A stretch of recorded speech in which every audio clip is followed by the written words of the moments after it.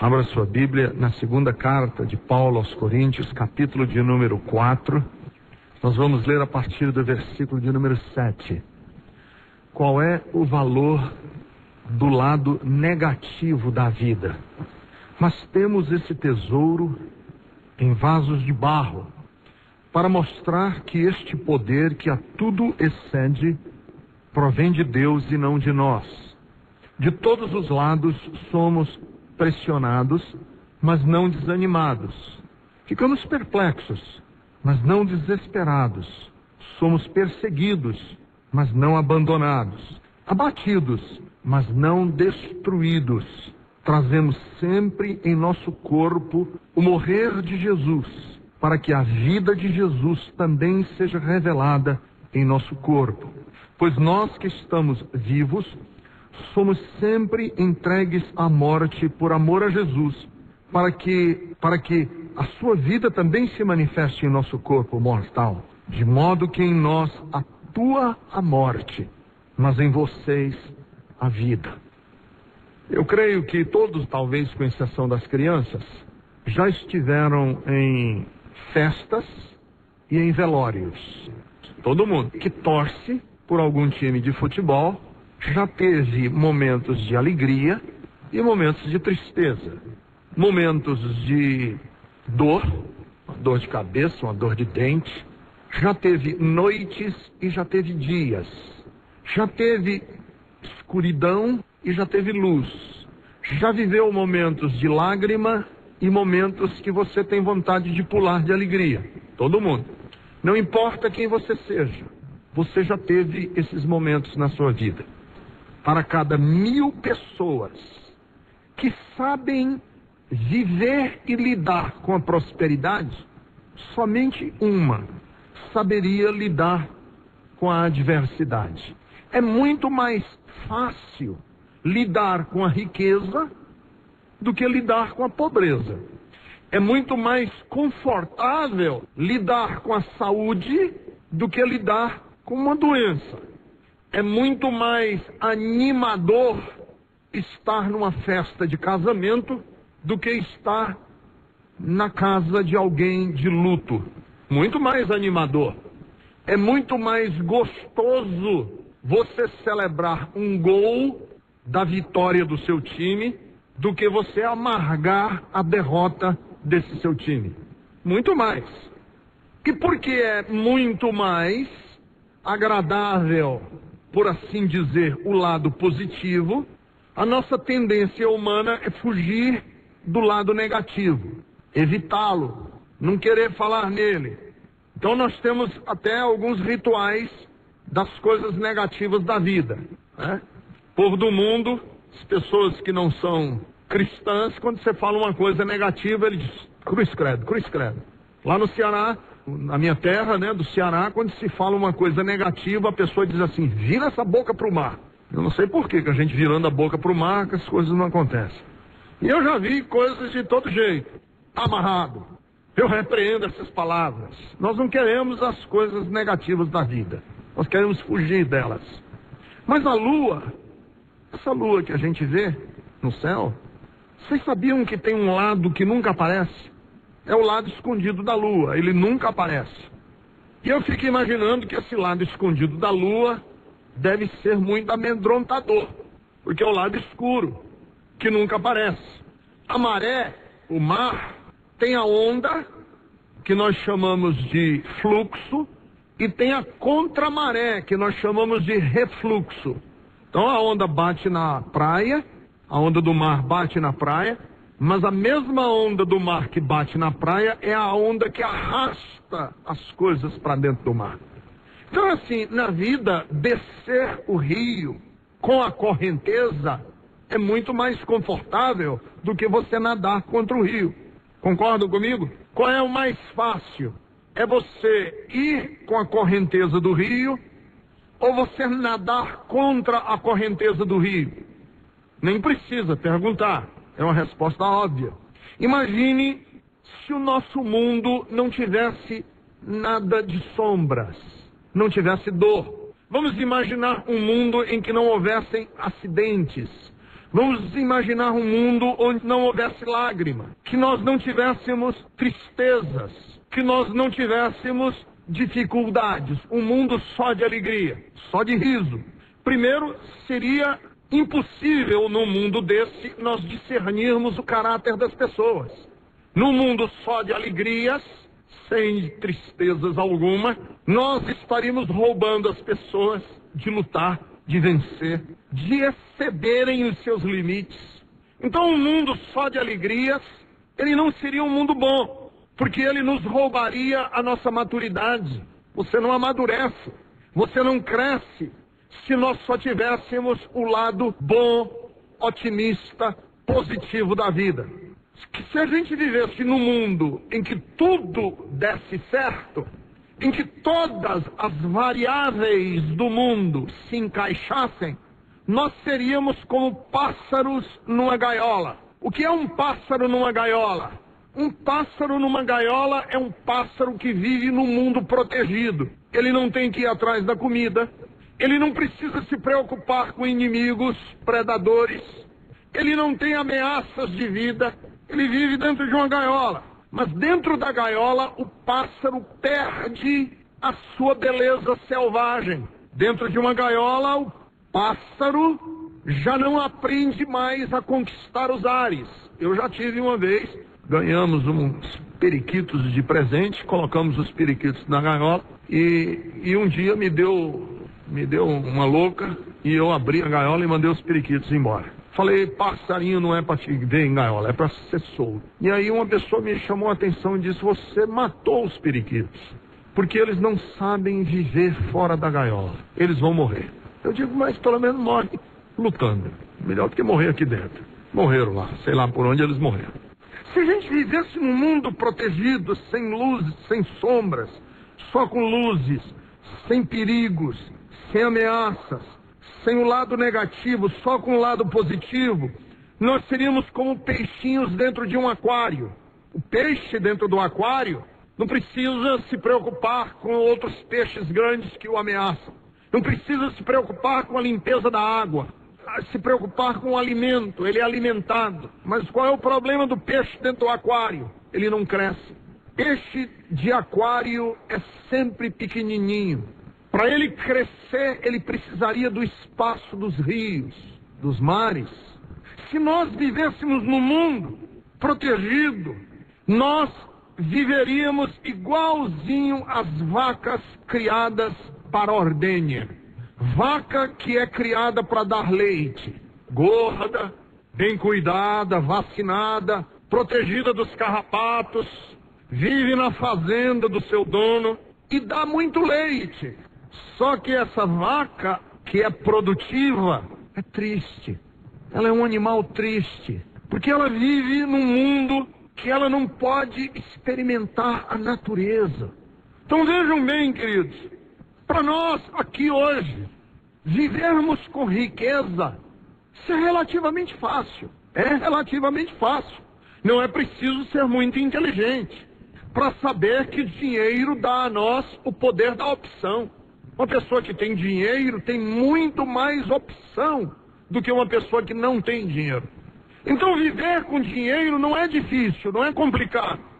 Falar de felicidade e dizer das vantagens de ser feliz é relativamente fácil. Não é preciso ser muito esperto para eu explicar para você e você entender que viver num ambiente alegre é muito melhor do que viver num ambiente triste. Qualquer pessoa com um mínimo de bom senso sabe disso. Então, o nosso dilema humano não é escolher entre tristeza e alegria, porque é óbvio que nós vamos escolher a alegria. O nosso dilema não é escolhermos entre riqueza e pobreza. É óbvio que eu vou escolher a riqueza. Não é esse o nosso problema. O problema é que a vida não é composta só de momentos felizes. O nosso problema é que a gente vive num Brasil que essa questão da riqueza é um problema para nós. Então a gente sabe que é luta. Então eu não tenho a opção de dizer assim, eu quero um mundo só de alegria. Eu não tenho essa opção, porque a vida tem alegrias e tem tristezas. Eu não tenho e não posso viver num mundo em que eu diga assim: nós vamos construir um mundo sem lágrimas. Isso não existe. O nosso problema é o que fazer com as lágrimas. Essa é a nossa dificuldade. Como é que nós atravessamos na vida os momentos que temos que enfrentar e que ninguém pode fugir deles, que são os momentos negativos, sombrios, tristes. O que fazer? Não é que eu estou aqui dizendo assim para você: olha, nós vamos fazer uma opção de vivermos com tristeza. Ninguém quer isso. Isso seria ridículo da minha parte. Eu querer, só se eu fosse um sádico e vocês fossem masoquistas. E nem vocês são masoquistas e nem eu quero ser sádico. O dilema é que a vida se impõe e mostra para nós, e que todos nós sabemos, que na vida nós todos teremos momentos alegres e teremos momentos tristes. Quando eu preguei na penúltima noite do triunfo, eu me lembro que eu fiz uma declaração que eu disse assim: Deus teve um filho sem pecado, mas Deus não teve nenhum filho que não tenha sofrido. Deus não teve nenhum filho que não tenha experimentado a dor. E o que é que nos torna humanos? O que é que faz de nós uma só família? É que todos nós experimentamos dor. Todos sofremos. O sofrimento é universal entre os homens, assim como a morte. Então, o que fazer com as lágrimas? O que fazer com a dor? Não é como evitar a dor, é o que fazer com a dor. Não é evitar as lágrimas, é o que fazer com as lágrimas. Não é fugir do sofrimento, é o que fazer com o sofrimento. Esse é o grande exercício da nossa fé. Qual o valor negativo, o valor do lado negativo da vida? Qual é? Deixa eu tentar, para que eu possa falar a você, mulher, que está atravessando um vale. Eu quero falar com você, homem, que está atravessando momentos difíceis. Essa é uma hora especialmente complicada na sua vida. E você diz assim: como é que eu posso enfrentar essa hora? O que fazer com as minhas lágrimas? O que fazer com o sofrimento com o qual eu estou tendo que lidar? O que fazer? Deixa eu tentar mostrar algumas coisas para vocês. Primeira coisa, não tente viver num mundo imaginário só de coisas boas. Esse mundo não existe. Essa ideia que nós temos de um mundo em que nós vamos erradicar a dor, esse mundo não existe. E eu vou lhes dizer mais: um mundo sem sofrimento não é proposta de Deus, é proposta do diabo. Vou repetir: um mundo esterilizado, um mundo sem sofrimento não é proposta de Deus para os homens, é proposta do diabo. O que foi que Satanás disse para Jesus lá na tentação do deserto, capítulo 4 do Evangelho de Mateus? O diabo trouxe Jesus até o alto de um pináculo do templo e disse assim: joga-te daqui para baixo, porque está escrito que Deus não vai deixar você cair lá embaixo. O diabo chamou Jesus e disse assim: transforma essas pedras em pães, porque você está com fome e Deus vai prover um mundo em que não existe fome, não existem acidentes, não existe fome. E por último, o diabo chamou Jesus e disse assim para ele: tudo eu te darei, se você se ajoelhar aos meus pés e me adorar. Então a ideia de um mundo em que a gente tem tudo, a ideia de um mundo em que nós não temos acidentes, a ideia de um mundo em que nós não temos necessidades físicas nenhuma, não é proposta de Deus, é proposta do diabo. Jesus diz o contrário em João capítulo 16, versículo 33. No mundo vocês vão ter aflições. Jesus disse: aquele que ouve a minha palavra e a cumpre, a obedece, é semelhante ao homem que edificou a sua casa sobre uma rocha e nunca mais teve tempo ruim contra essa casa. Nunca mais teve tempestade. Nunca mais essa casa foi açoitada pelos ventos. Nunca mais. Porque ele obedeceu a minha palavra. É isso que diz a Bíblia? Não, o contrário. É semelhante ao homem que edificou a sua casa sobre uma rocha. Vieram os ventos contrários. Veio a tempestade. Mas a casa não foi abalada, porque estava edificada sobre uma rocha. Então é assim, se você quer olhar para a vida e você quer resposta de como atravessar a vida sem ser destruído, primeira coisa, não tente viver num mundo imaginário sem aflição. Me mostre um personagem da Bíblia, um sequer, que tenha passado pela vida sem aflição, sem lutas, sem dificuldades, sem intempéries. Um só. Virgem Maria, José, Pedro, Paulo, Rei Davi, Abraão, Jó, Ló. Diga um personagem, Jesus Cristo, que tenha passado pela vida sem aflição. A vida é assim, não adianta a gente querer que seja diferente.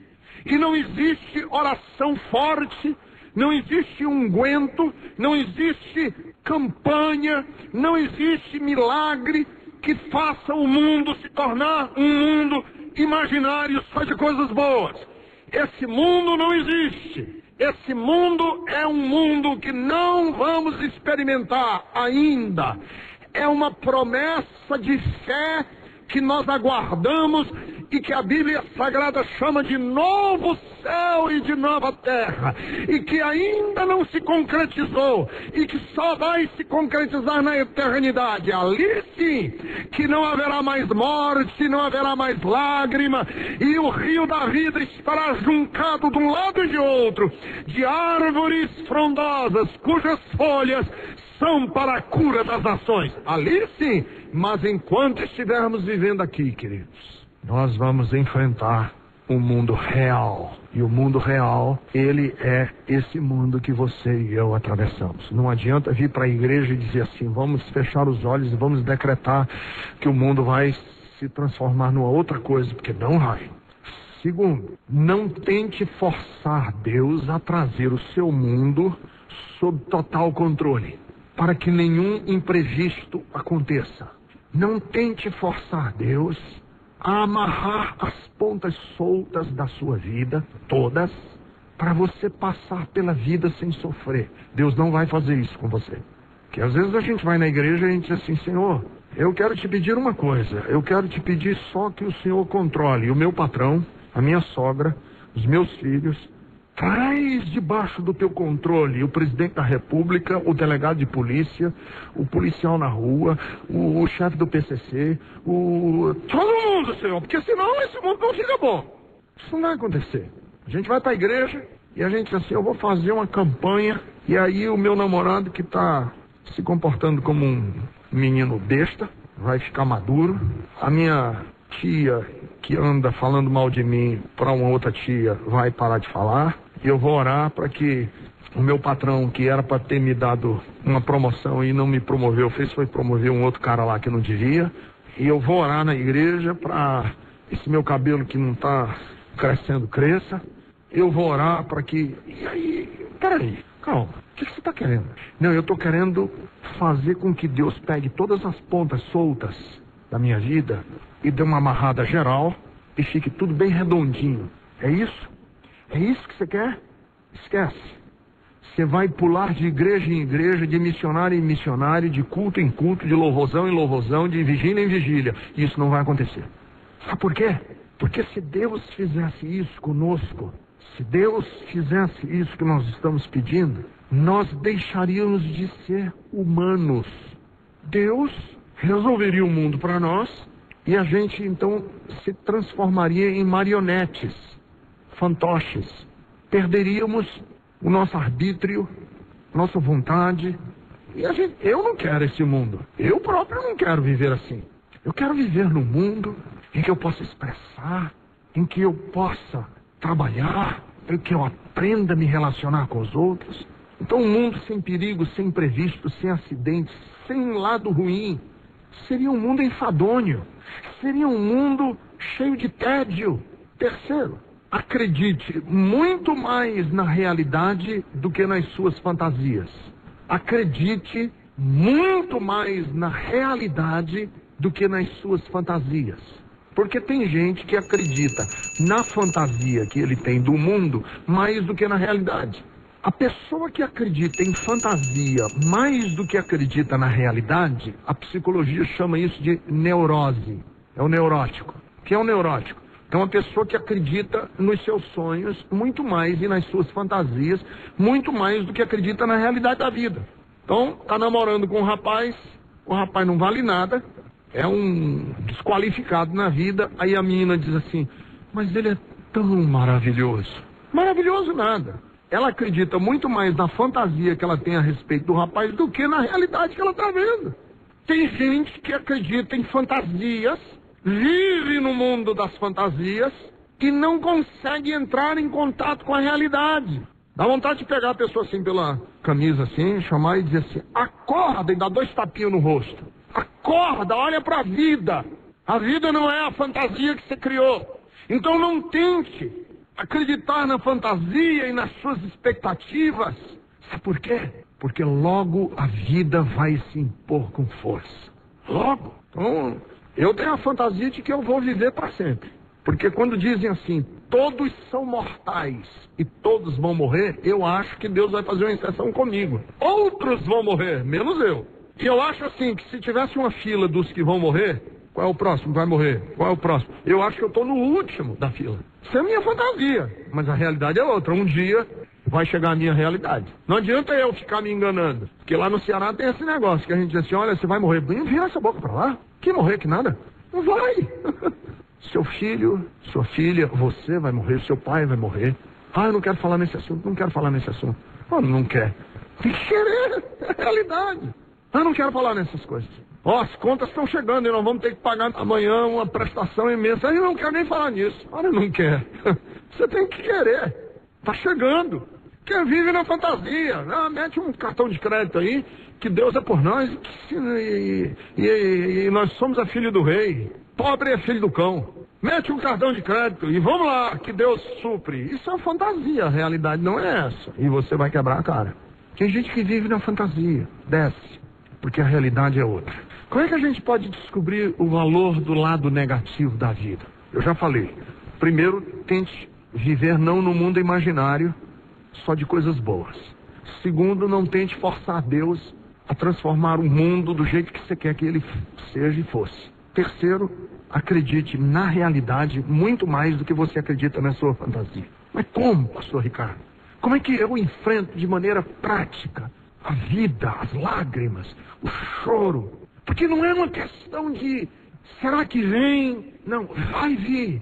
Não é uma questão de, se eu orar muito, eu nunca terei que passar por aflição. Não é essa a questão. A questão é como me comportar no dia em que a aflição bater na minha porta.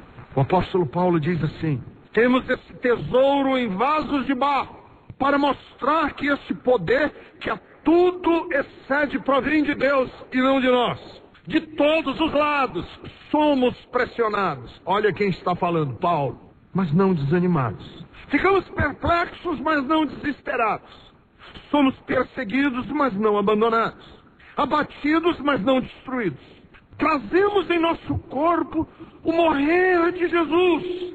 Interessante isso. Eu pensei que eu trouxesse na minha vida o viver de Jesus. Paulo diz, não, eu trago o morrer de Jesus. É o lado sombrio, é o lado negativo, é a morte, é a dor. Como é que a gente enfrenta? Primeiro, a gente enfrenta o lado negativo lembrando de que tudo é passageiro. Tudo na vida é passageiro. Tudo. Quando você estiver no meio da maior dor, quando você estiver no meio da maior aflição, lembre-se o seguinte, isso aqui vai passar. Isso vai passar. Pode demorar, mas vai passar. Pode demorar 400 anos, mas vai passar. Porque houve dor em Israel que durou 400 anos, mas passou. A noite vai passar e o sol da justiça vai se levantar. E ele trará consigo salvação nas suas asas. Vai passar. Eu fico imaginando se eu pudesse viajar no tempo e ir visitar os negros quando eles estavam apanhando nas chicotadas dos senhores dos engenhos.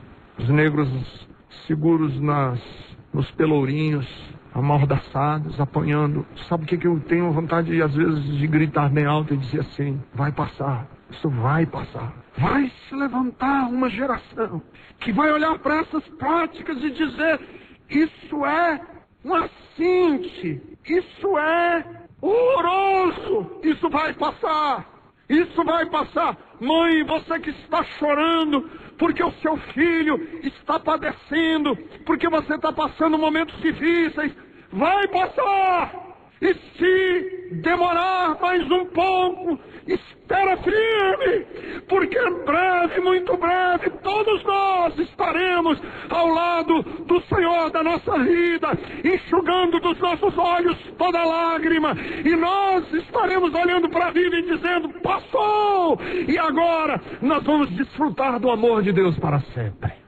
Quando você estiver no desconforto do sol, lembre-se, vai chegar o frescor da noite. Quando você estiver no abandono da noite escura, lembre-se, um novo dia está prestes para raiar. Quando você estiver no corredor de um hospital e você disser: o que é que está acontecendo? Lembre-se, aquilo vai passar. Jeremias 3:26, o profeta disse assim: bom é esperar tranquilo pela salvação do Senhor da nossa vida.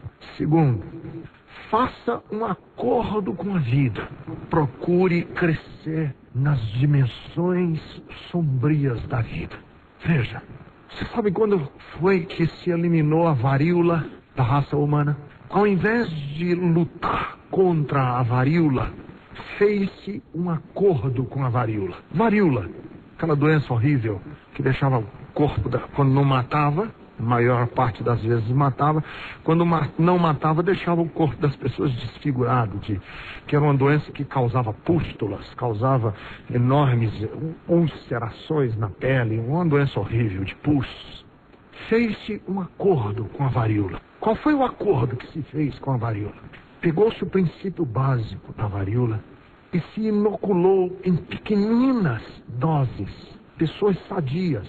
Pega uma pessoa sadia, que nunca teve varíola, e se coloca um pouquinho do princípio básico daquilo que causa a varíola no corpo das pessoas. O organismo reage, cria anticorpos, e no dia em que a varíola quiser atacar, o organismo está preparado para vencê-la. Foi assim com a poliomielite, foi assim com o sarampo, foi assim com tantas outras doenças. Fez-se um acordo com a doença. Faça um acordo com a sua dor. E como é que você faz um acordo com a sua dor? Use o próprio elemento da dor para que esse elemento da dor não seja causa da sua destruição, e sim da sua cura. É a dor em mim que me tornou uma pessoa melhor. Foi a dor em mim que me tornou uma pessoa menos arrogante, menos prepotente, menos besta. Eu fiz um acordo com a dor, porque ela vem. É como nós encaramos, é como nós enfrentamos que vai fazer a diferença em cada um de nós. O que foi que Jesus fez com a morte? Jesus fez um acordo com a morte. Jesus fez um acordo com a morte. Eu dou a minha vida, eu entrego a minha vida, desde que a minha vida entregue a morte, anule o poder da morte de matar.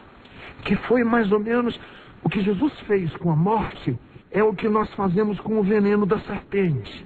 Qual é o antídoto para o veneno da jararaca? O que anula o veneno da jararaca?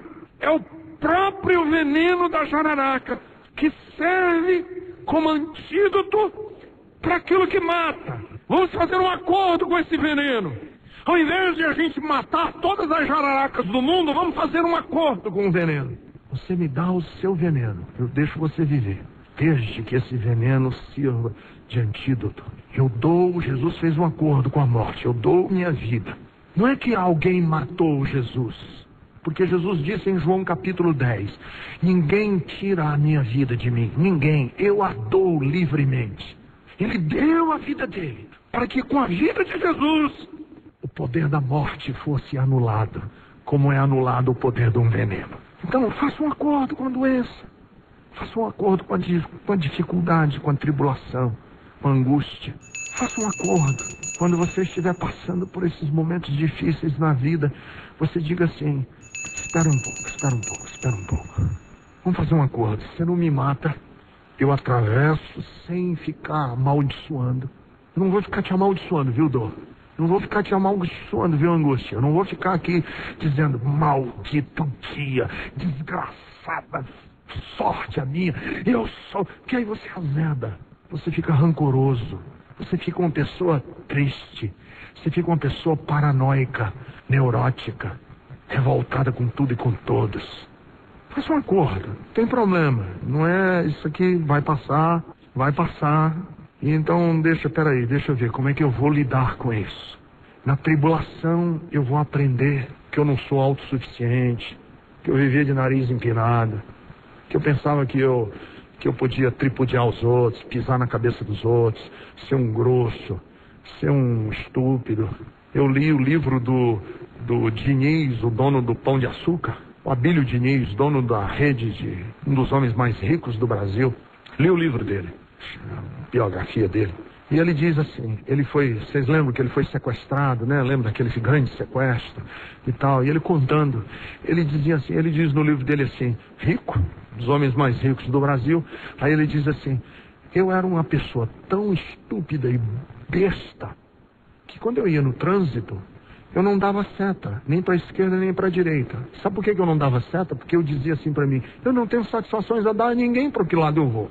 Não, e o que eu tenho que dar satisfação para você que eu vou dobrar para a esquerda ou para a esquerda? Eu dobro para o lado que eu quiser. Besta, ele mesmo confessa no livro. E aí, nas mãos dos bandidos, ele viu que ele não era quem ele pensava que era. Ele era outra pessoa. Ele era gente, ele era frágil. Caiu do cavalo. É o Nabucodonosor que fica doido e sai comendo grama. Era rei da maior potência do mundo. Ele era o Bush daquela época. E Deus leva ele para comer grama. Então, às vezes, a tribulação nos põe no nosso lugarzinho, que a gente olha e diz assim, é na tribulação que a gente é grato. É na tribulação que a gente descobre amigos. É na tribulação que a gente aprende coisas da vida que a gente não aprendia a valorizar.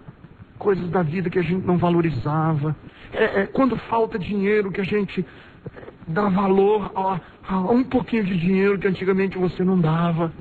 Então faça um acordo com os momentos que você atravessa, para que você possa atravessar esses momentos sem se tornar uma pessoa revoltada, grossa, estúpida. O salmista orava no Salmo 4, versículo 1, dizendo assim, responde-me quando clamo, ó Deus, que me fazes justiça, dá-me alívio da minha angústia, tem misericórdia de mim e me ouve a oração. Romanos capítulo 8, versículo 35, naquele grande cântico da vitória de Paulo em Romanos 8, ele diz assim, quem nos separará do amor de Cristo? Será tribulação, angústia, perseguição, fome, nudez, perigo ou espada. Aprendi. E Paulo na prisão diz assim, eu aprendi a me contentar com todas as coisas. Agora eu aprendi, com pouco e com muito, porque dentro de uma cadeia você aprende a valorizar coisas pequenas da vida que você não valorizava. Veja, a Bíblia diz que em todo tempo ama o amigo, mas é na hora da dor que nós achamos o irmão. Todo tempo eu amo o amigo. Ter amigo quando você tem dinheiro no bolso é fácil. Ter amigo quando você é uma pessoa carismática, conversadora, uma pessoa talentosa, bonita, uma pessoa querida, é fácil ter amigos assim. Mas quando você está nos momentos da aflição, que lhe falta tudo e todos, um amigo que chega próximo de você, você diz assim, agora eu descobri o valor da verdadeira amizade.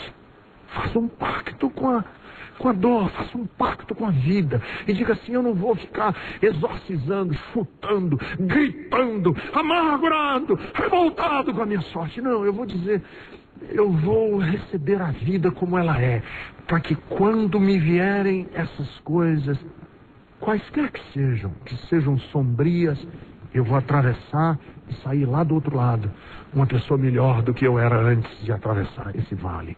Deixa eu dizer por último, podemos olhar para a vida de pessoas no passado que enfrentaram momentos sombrios e aprender com eles. Você sabe como é que a gente atravessa os momentos difíceis na vida? Olha para pessoas no passado, olha para a história de vida de pessoas. Se estiver amaldiçoando sua vida, se estiver revoltado, lembre-se daquele avô que você teve. Lembre-se daquela avó, daquele tio, daquela tia. Lembre-se de uma pessoa que você conheceu. E se você não se lembrar de ninguém, leia a Bíblia. E veja como pessoas em circunstâncias dificílimas atravessaram essas circunstâncias sem perder a alma. E se inspire na vida deles. Ande nas pegadas dessas pessoas. E eu vou lhe dizer uma coisa: o que a vida trouxer, ela não vai conseguir destruir com você. Você vai ser, como disse Paulo, mais do que vencedor em Cristo Jesus o Senhor. Vamos visitar a APAI, Associação de Pais de Crianças Excepcionais. Vai visitar a Sociedade Brasileira de Crianças com síndromes, com paralisia cerebral. Vai visitar essas mães. Veja a tenacidade dessas mulheres. Veja a grandeza desse povo. E você diz assim: que coisa linda. Queridos, olha para a vida dessas pessoas, se inspira neles e diga assim: eu não vou deixar a vida me destruir. Eu vou ser vencedor em Cristo Jesus o Senhor. E como foi que Jesus venceu? Amaldiçoando, gritando contra Deus e dizendo: Deus insensível e frio que me... Não, foi compreendendo que as dores e as lutas que nós passamos aqui na vida, no projeto eterno de Deus, não visam nos destruir. São o espaço que Deus dá a nós, para a gente sair lá na frente, pessoas melhores e mais bonitas. Amém.